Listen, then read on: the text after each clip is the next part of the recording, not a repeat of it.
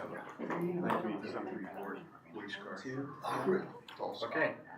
Good morning, everybody. Let's call the meeting to order. This is the Board of Public Safety Standards and Training. It's October 23rd, 2025. We're here at the Department of Public Safety Standards and Training in a boardroom. We have members in person and online joining us. I will start with an administrative announcement. This is a public meeting subject to public meeting law, and it will be recorded. Deliberation of issues will only be conducted by board members unless permitted by the chair. Individuals who engage in disruptive behavior that impedes official business will be asked to stop being disruptive or leave the meeting. Additional measures may be taken to have disruptive individuals removed if their continued presence poses a safety risk to other persons in the room or makes it impossible to continue the meeting. And we will begin with introductions. When I call on you, please state your name and who you represent for the record. We'll start with you, Chair Conning. Good morning, Casey Cotting, Oregon State Police. And then online we have Vice Chair Heppel. Chris Heppel, representing the Oregon Fire Chiefs Association. Member Bennett. Martha Bennett, representing the League of Oregon Cities.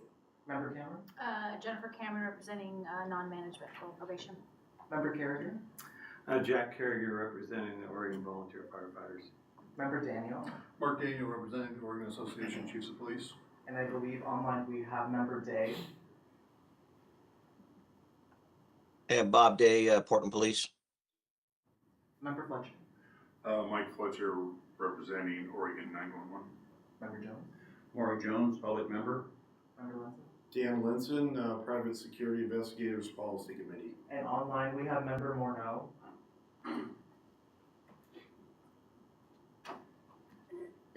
Member Morneau, can you hear us? Yes. Member Morneau, OFDDA. Member Nowning. Scotty Nowning, Salem Police, representing non-management law enforcement. Morning, Doug Olson, FBI. Member Reese. Mike Reese, Department of Corrections. Member Reese Temple. Mariana Reese Temple, Oregon State Fire Marshal. And online we have Member Young. Mo Young, I'm a community member representative. And now for staff introductions, I'll go first. Juan Lopez, Executive Assistant, DPSST. Shelby Alexander, DPSSD. Jennifer Howell, DPSSD. Ben Hamilton, DPSSD. Sam Kenny, DPSST. Kayla Ballrot, DPSSD. Isabel from the Statesman Journal. And I believe online we have Jennifer Lavario.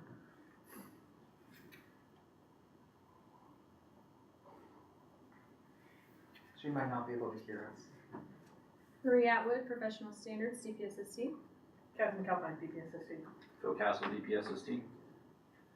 And we have a few guests with us here today. Would you like to? Marion County Sheriff. And we also have a few guests online. We have Yamhill County DA, Kate Lynch. Would you like to introduce yourself? Good morning. I'm Kate Lynch, District Attorney for Yamhill County. I have been nominated by the Oregon District Attorneys Association to fill a membership slot. I'm awaiting appointment by Governor Kotek, and I was invited to observe today. So, good morning. Thank you. And I believe we also have Chief Hensman. Good morning, everybody. My name is Warren Hensman, Chief of Police in Grants Pass, observing today. Thank you. And I believe that was everything.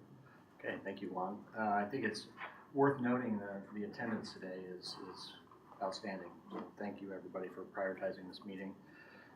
Let's start with the minutes. So the July 24th of 2025 board meeting minutes. Is there any discussion or corrections to the minutes?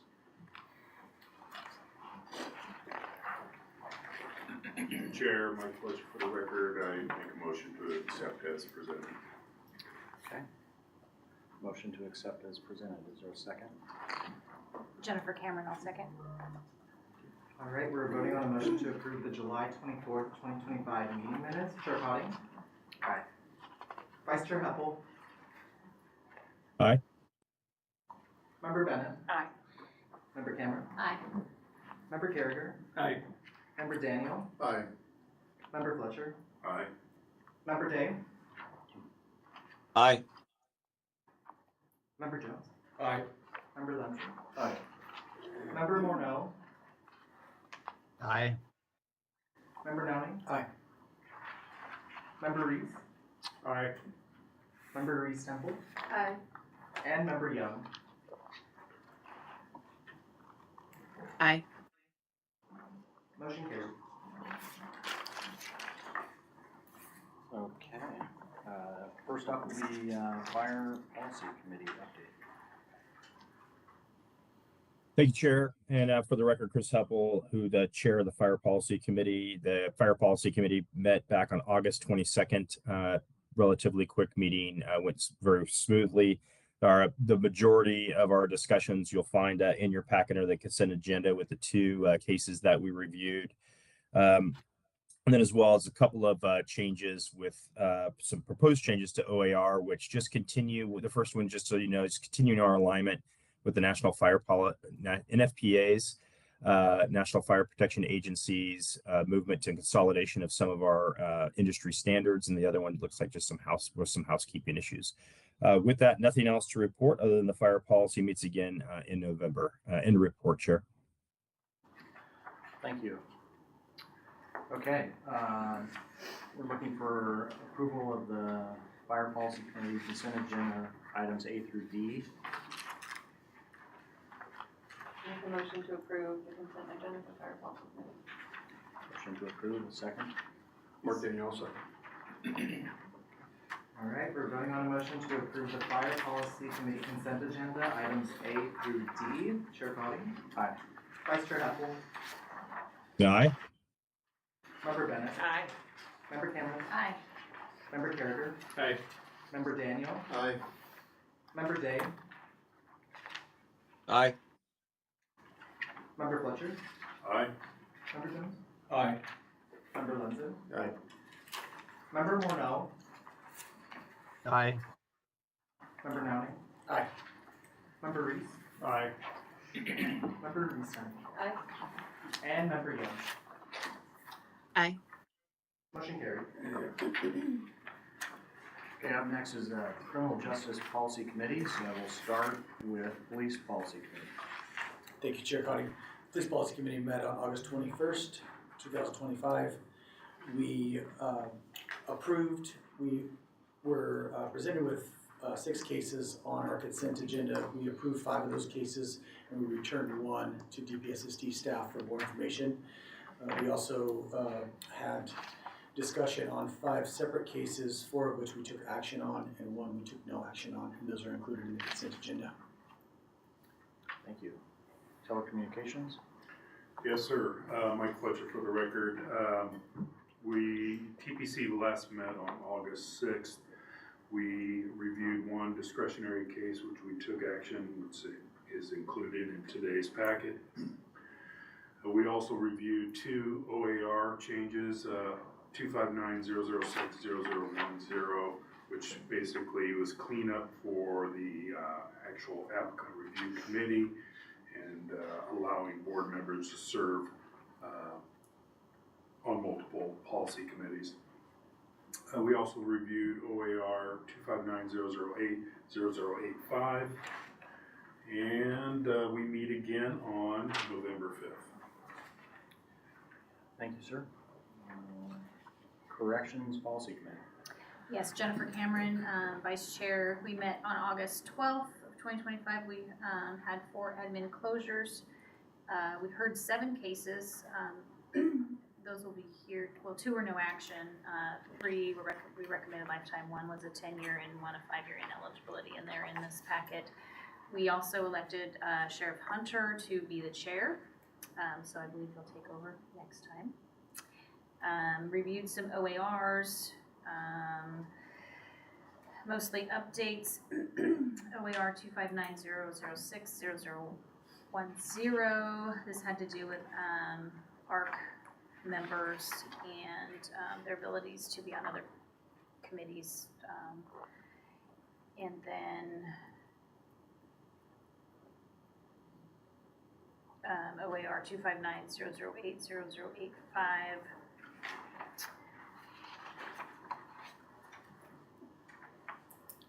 Which I can't even remember what, sorry, I apologize that. Just some updates to that, and also update to parole and probation curriculum. So that's also in the packets today. Okay. And that's it. All right, thank you. So we are looking for a vote for the consent agenda A through R for criminal justice policy committees. Looking for a motion. Martha Bennett, so moved. Jack Carrier, second. All right, we're voting on a motion to approve the Criminal Justice Policy Committee's consent agenda, items A through R. Chair Cotting? Aye.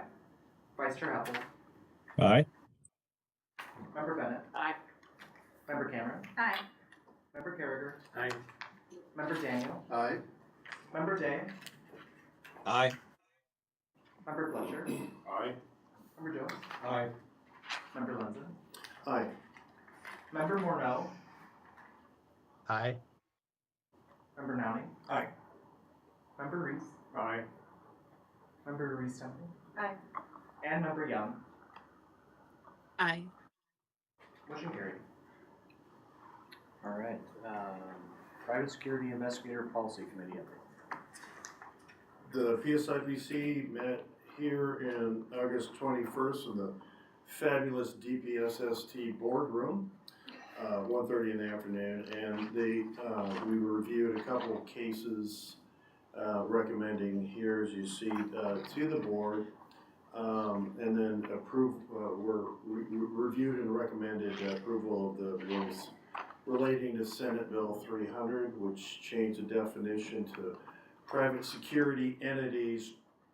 And if you want to know a little bit more about that, just ask. Lastly, the program had their first work group last week for the rule preparation based on House Bill 2183. Some of the proposed rule changes that we discussed were in the OER 25959 0010, 020, and then on to 259 060 0010, 0202, and 0450. These were all the ones that were related to the SB 300. End of report. Thank you, sir. And can you state your name for the record? Dan Linson for the record. Thank you, sir. Okay, we're looking for approval of the consent agenda A through C for Private Security Investigator Policy Committee. Jack Carrier, so moved. Scott, Fletcher, second. Thanks. You can have it. All right, we're voting on a motion to approve the Private Security Investigators Policy Committee consent agenda, items A through C. Chair Cotting? Aye. Vice Chair Happel? Aye. Member Bennett? Aye. Member Cameron? Aye. Member Carragher? Aye. Member Daniel? Aye. Member Day? Aye. Member Fletcher? Aye. Member Jones? Aye. Member Lenzen? Aye. Member Morneau? Aye. Member Nowning? Aye. Member Reese? Aye. Member Reese Temple? Aye. And Member Young? Aye. Motion carried. Okay, thank you. Now it's a pleasure to turn it over to Director Bill Castle for agency updates. Thank you, Mr. Chair. Thank you, board members. And I mean that, I like to start off talking about that. As Chair Cotting said, the turnout here is notable. I'm very impressed and really appreciate everyone being here today, online as well. Thank you so much. I know you all have huge jobs of your own and huge commitments, so I'm super grateful for you all taking the time to be here. The work you do is incredibly important. I also want to thank the staff. There's a huge amount of work that goes into these board meetings, and they do so with extreme care. So thanks so much to the staff, and special thanks to Juan, who's done a lot, and his responsibilities are just increasing here. So really appreciate that. I also want to point out that our former Chair English is now on the wall. He's up there now. So much respect to him and thanks to his service here. I have a lot of things to talk to you about today. It might generate some questions, and I'll try and get through it relatively quickly. So DPSST, the biggest thing going on for us and all state agencies right now is that we were required to do a 5% reduction exercise. It is currently being reviewed by the CFO, state CFO, and will be returned to us with the governor's office approval before going to the legislative financial office for final submission. Once accepted by the LFO, we'll be sharing it with the board, so you all will be familiar with exactly what's on our 5% reduction exercise. Again, it's an exercise, it's not an execution at this point. Our F building project, or in other words, our Main Street building, those of you who recall, we had some damage to that building based on the failure of the structure of the building itself. It was not designed for an internal wind shear, which it received because of the large doors on both sides of that building. Took a lot of wind shear on the inside, and it has some structural failures. That project is ongoing right now. And it will be segmented, so it's strategically being implemented so that we don't lose all of that training space. We can't afford to lose that training space. But thanks to our partners at the military department, we have 3 military tents, 2 of which are already set up down in the village right now that we'll be overflowing into. We'll be doing training within those tents, so that'll compensate for the lack of space in the F building. And I just want to highlight saying that, talking about partnerships real quick, we could not do what we do without the partnerships that we have, and that I'm talking about the people in this room and the agencies within this room. We could not do what we do. And I'll give you an example that OSP is an enormous partner of ours. We had a shortfall of vehicles. We currently have, I believe it's 6 OSP vehicles that we are utilizing down in the village. On our track. We couldn't do it without them.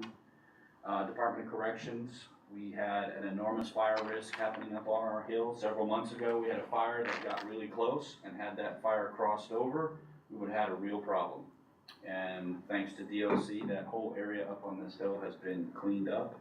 They spent over 3 weeks here, and all of that material just got chipped up yesterday, and we are way, way safer thanks to the partnership with Department of Corrections. And we have a tremendous partnership with OSFM, always. Chief Ruiz Temple is an amazing partner, but all of you as well.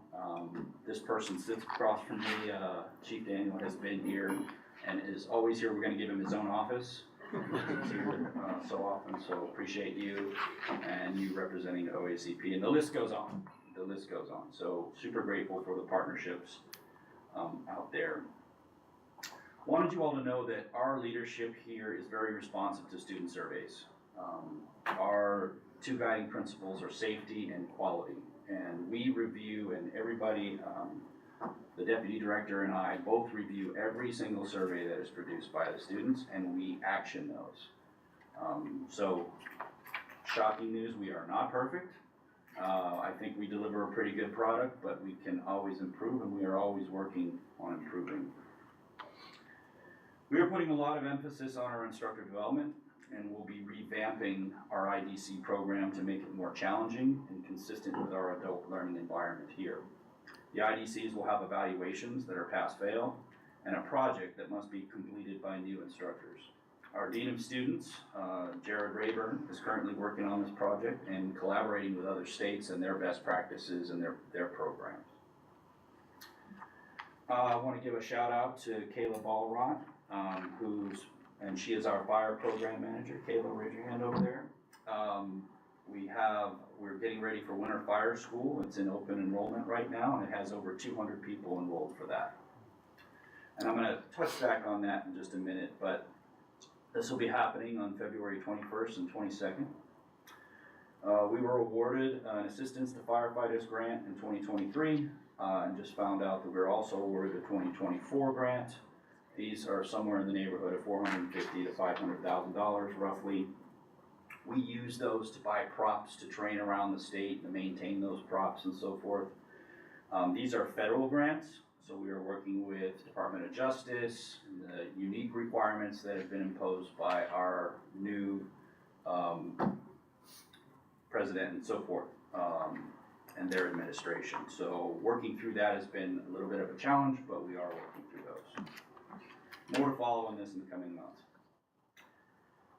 I wanted to talk a little bit about our Center for Policing Excellence. You've heard me mention them before. I want to sort of tell you just a little bit about, and some of the work that they are doing is just super important for us. They were mandated in 2013 legislation, and they do many things. So they have a 3-person curriculum development team that manages around 2,000 hours of curriculum, which is nowhere near enough for curriculum developers with the amount of hours that they have to manage, but they do a great job. We have a STOP program coordinator, a policing equity instructor, a 2-person behavioral health team that has both a clinician and an operational expert.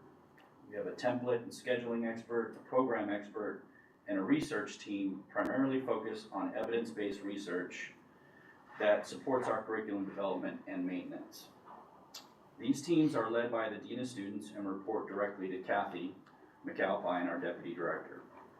This research team develops a very important report for us annually that I'm going to talk about a little bit. This report, it's called the Forecasting Report.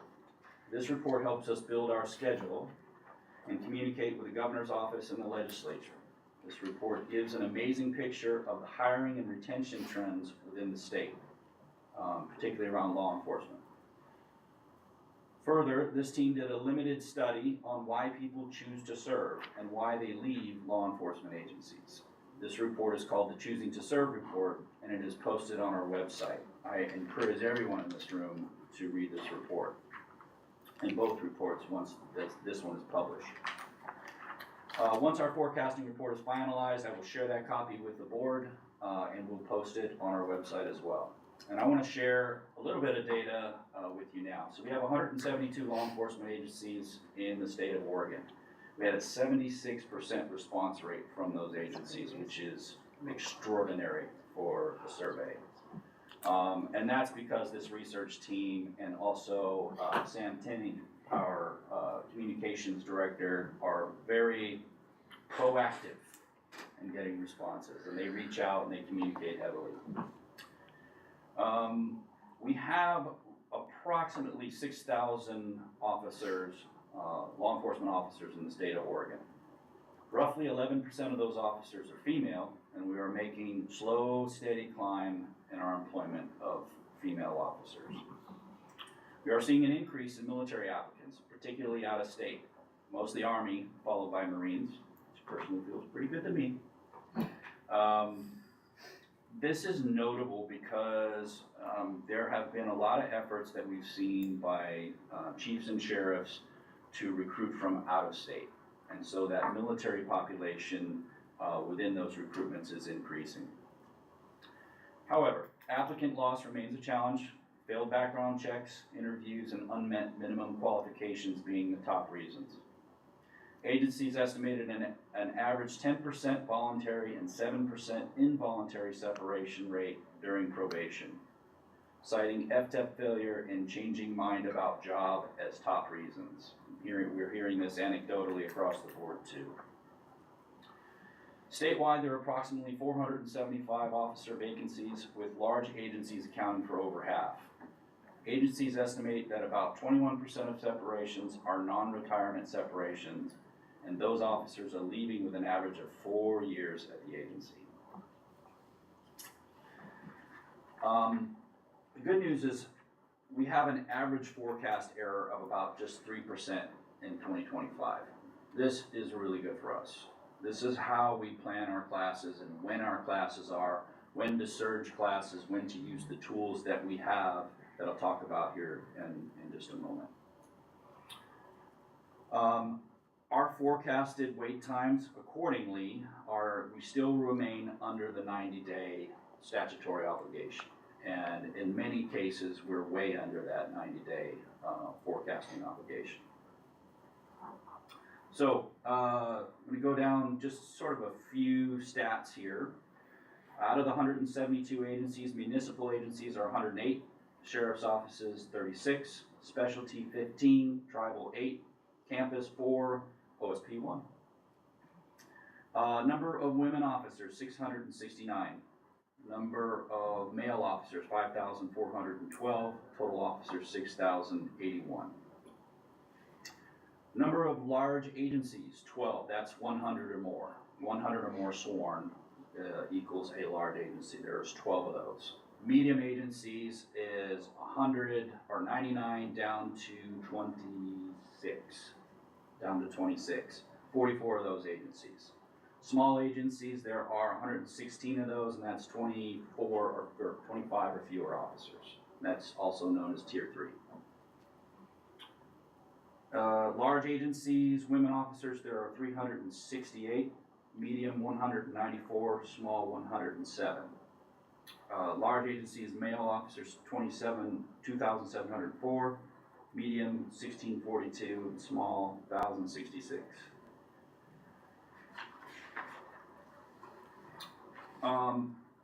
What's interesting and what has been happening lately, even though you heard that I said we had about a 3% error rate in our forecasting, which was really great to be able to use the tools that we have, and those tools by meaning 60-person class. Like if we have a surge, we know we have the ability to stand up within 90 days or so, needing that kind of time to transition to a 60-person class to accommodate a surge. Recently, we've developed a new tool, thanks to our partners at the Portland Police Bureau.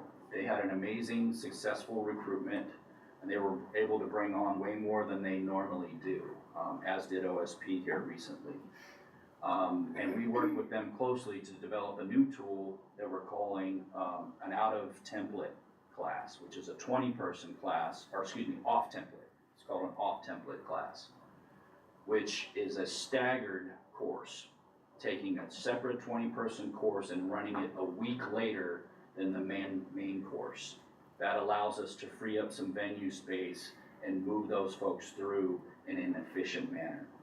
So we're using this tool in order to keep our volumes consistent and to be able to keep our classes open for those agencies who need it as they hire, and keeping us statutorily right. So it's a new tool added to the toolbox.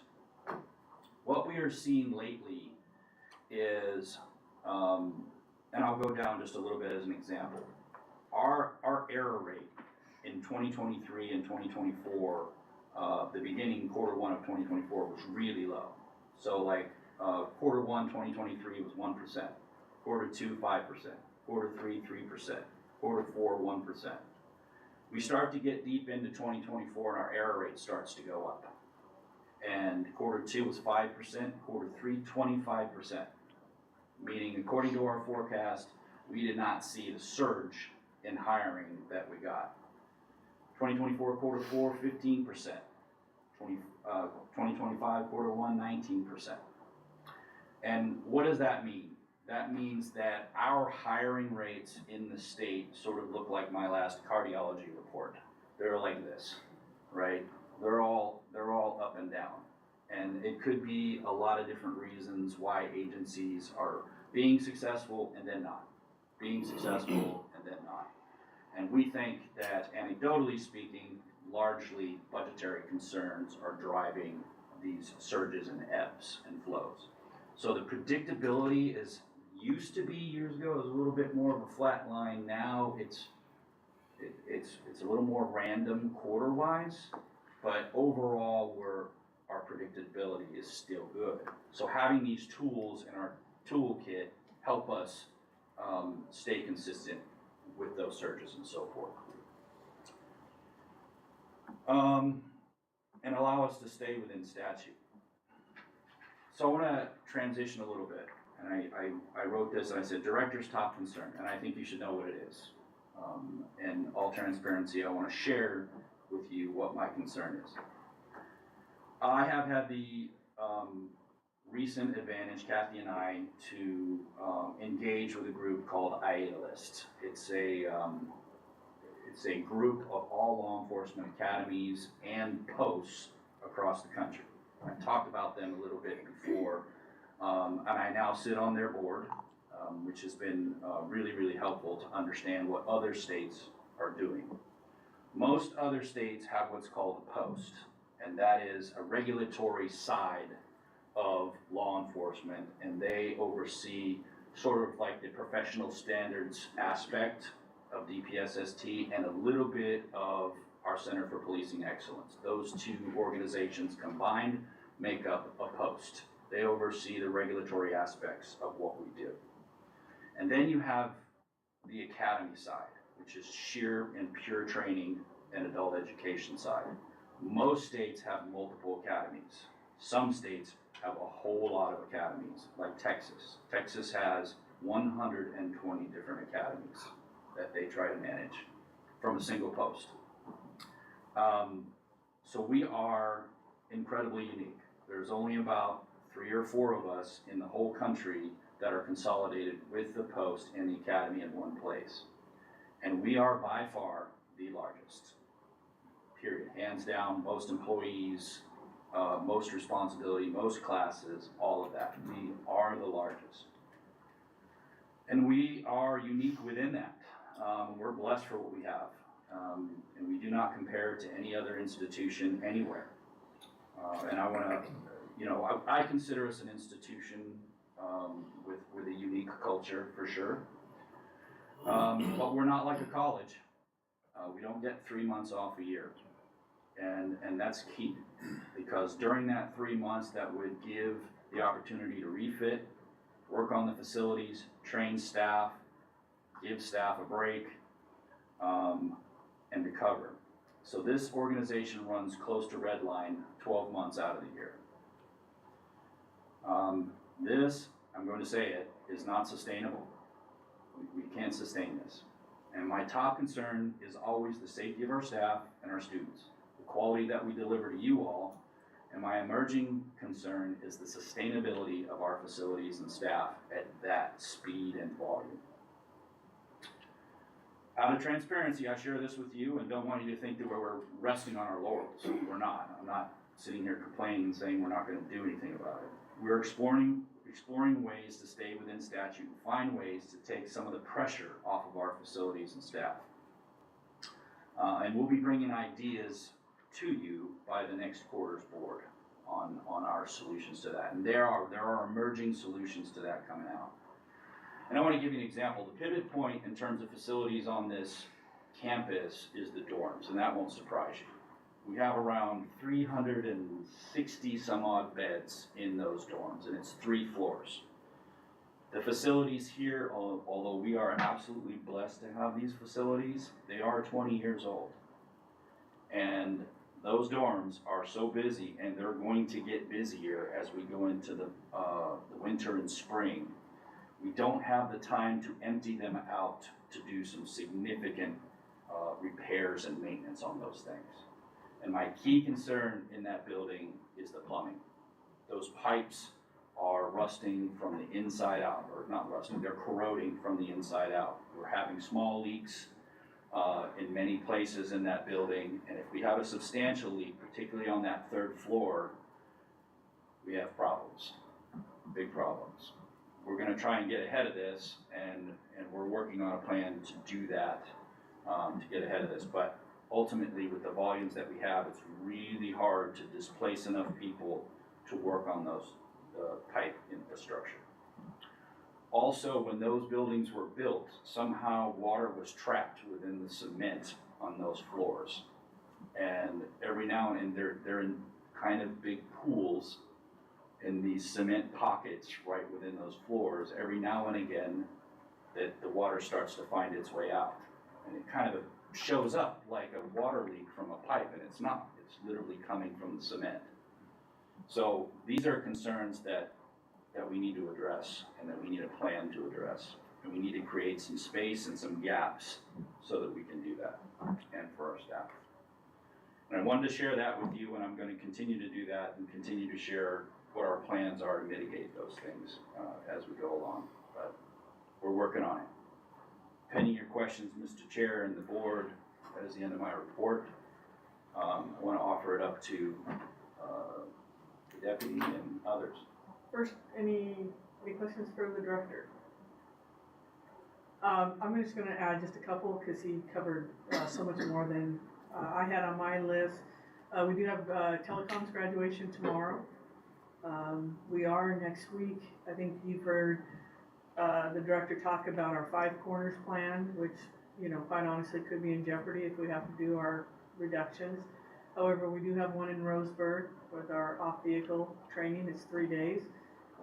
I'm actually gonna put eyes on it along with Caleb, my first chance to get out in the field. Excited about that.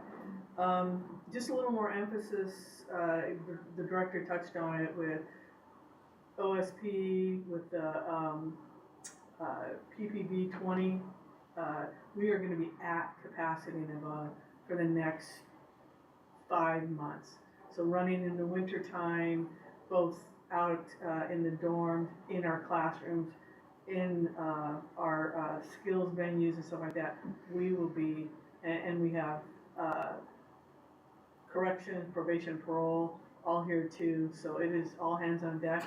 But again, welcome any of you or your staff to come and see what we're doing, because I think we're pretty proud of what we're doing. But even just having eyes on what it looks like when we're running at maximum, what that looks like and how you navigate and move people around this campus. And that is kind of the priority that I had. But again, any questions on training, CPE, fire, ask Kayla, she's, happy to answer. All yours, Marie. Okay, thank you. Good morning, everyone. I just have a couple of brief things. First, I want to welcome Chief Hinsman, Sheriff Hunter, and DA Lynch, our guests today, who also will be our future members of the board.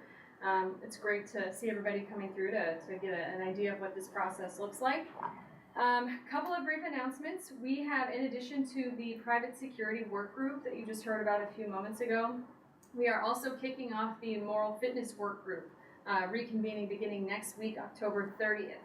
As the director and deputy director can confirm, that team has done an enormous amount of work to clarify and strengthen our moral fitness guidelines for all public safety professionals, which is relevant to you because it could result in some pretty substantial changes to the standards, definitions, legal concepts, and rules that apply to our professional standards cases on the committee level and in front of the board.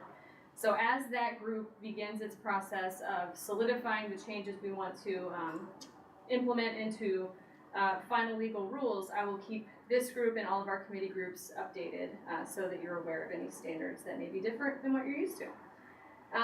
The November round of legislative days is beginning on November 17th. It's a 3-day legislative stint. I don't anticipate there being much of anything that would impact this group, but it's one of those things I always keep track of. If there are changes that might come to the board's relevance, I'll announce those at the next upcoming meetings. And lastly, you all today officially changed our rules and requirements for membership on the applicant review committee. That was one of our consent agenda items. And now that the applicant review committee member, who would be a representative of the board, has been expanded to theoretically include any of you, just keep in mind, if you're interested in serving on the applicant review committee, we will be taking nominations for that at the upcoming board meeting. So I think that's all I have for today. Thank you all for being here. Okay, thank you. Just would like to say thanks for the very thorough, transparent, authentic updates from DPSST. It's greatly appreciated, and it kind of segues into, as I look around the room and think about public safety, you know, we are all here a part of that. And I would say in a time where things are more challenging than ever and more complicated than ever, the partnerships and collaboration that are happening every day with everyone in this room is making a difference. I think we're better as a public safety group today than I've ever seen in my short career. So that's very impressive, and I'm humbled by that, and I just appreciate everyone in the room. With that, the next meeting is January 22nd, 9 a.m. at DPSST, and if there's no questions or comments, we'll close it